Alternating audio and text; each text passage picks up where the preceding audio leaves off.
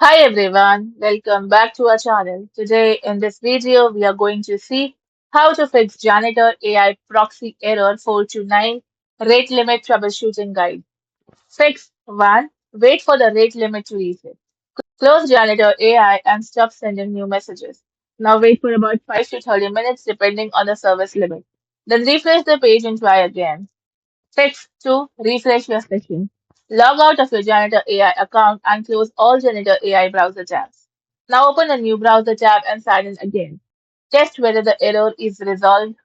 Fix 3. Clear browser cache and cookies. Open your browser settings and navigate to privacy and security.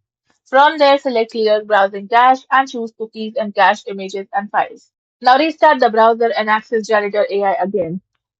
Fix 4. Disable VPN or proxy services. Turn off any VPN, proxy, or traffic routing service. Restart your browser and then reconnect to Janitor AI. Check if the 429 error disappears.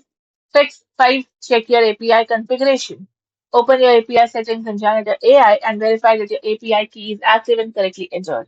Check whether your API provider has usage limits or quotas.